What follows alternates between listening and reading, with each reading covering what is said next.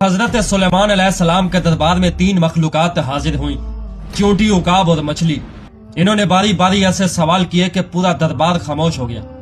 चींटी ने कहा कि ए अल्लाह के नबी, मैं बहुत कमजोर हूँ, एक कदम भी रखूं तो खतरा होता है, मुझे ताकत दीजिए ताकि मैं बड़े जानवरों से महफूज रह सकूं। फिर उकाब बोला कि ए अल्लाह के नबी, मैं आसमानों में उड़ता हूँ मगर जमीन की हकीकत नहीं जानता, मुझे जमीन पर रहने की ताकत दे दी जाए। फिर मछली ने कहा कि अल्लाह के नबी, मैं पानी के बगैर जिंदा नहीं रह सकती, मुझे ऐसी जिंदगी दीजिए जहां मुझे डूबने का खौफ न हो। हजरत सुलेमान अलैहिस्सलाम कुछ देर खामोश रहे, फिर फरमाया, अगर चींटी को ताकत मिल जाए तो तवाज़न बिगड़ जाएगा। और फिर हिकमत खोल कर बयान फरमाई। आपने कहा कि चींटी छोटी जरूर है मगर इसका काम बहुत बड़ा है। वो जमीन के अंदर सुरंगें बनाती है जिससे जमीन नरम और जरखेज होती है। मुर्दा दाने, गिरे हुए जर्रात और फालतू चीजें उठाकर जमीन साफ रखती है। इसी चींटी की वजह से मिट्टी में हवा जाती है और फसलें बेहतर उगती हैं।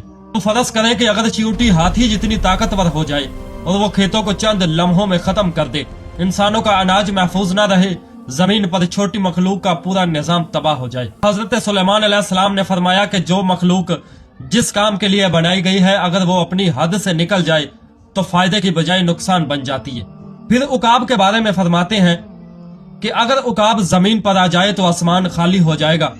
उकाब आसमान की निगरानी करता है, वो कमजोर और बीमार जानवरों को खत्म करके फितरत का निजाम साफ रखता है। वो बुलंदी पर रहकर तवाज़न कायम रखता है। अगर उकाब जमीन पर उतर आए तो आसमान वीरान हो जाएगा, परिंदों की दुनिया बिखर जाएगी, हर चीज अपनी हद को छोड़ दे। फिर मछली के बारे में फरमाया कि अगर मछली पानी छोड़ दे तो समंदर बेजान हो जाएगा। मछली समंदर की जिंदगी है, वो पानी को साफ रखने में हिस्सा डालती है, इसके दम से समंदर जिंदा है।